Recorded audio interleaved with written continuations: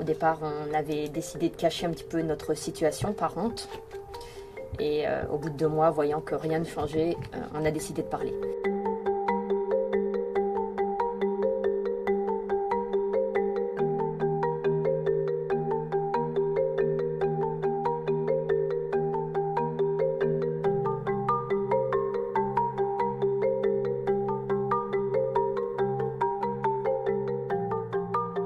Je dors ici, sur un matelas pneumatique.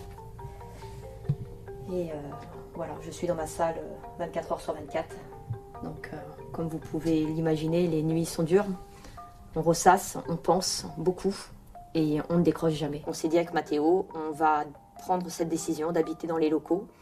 Et on pensait honnêtement y vivre un petit mois et rebondir. On ne pensait pas que cette fermeture de salle allait durer indéfiniment, puisqu'on n'a toujours pas de date de réouverture.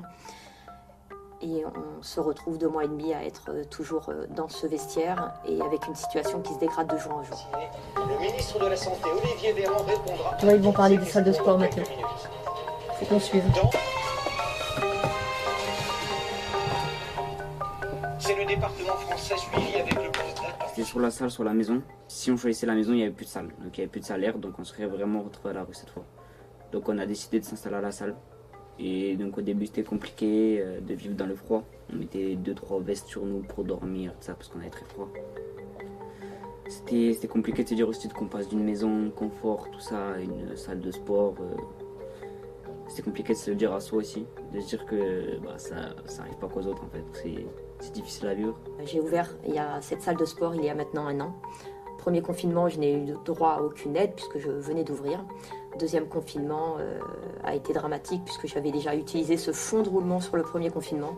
Je suis arrivée au deuxième confinement avec des caisses déjà un peu limites, sachant que de toute façon je n'avais pas atteint mon point d'équilibre, c'est-à-dire que je n'avais pas le nombre d'adhérents suffisant pour couvrir mes frais mensuels.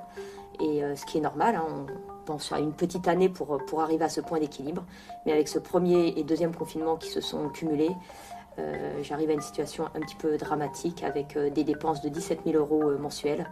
Et les aides gouvernementales sont là, certes, mais elles ne sont pas suffisantes pour couvrir ces frais mensuels.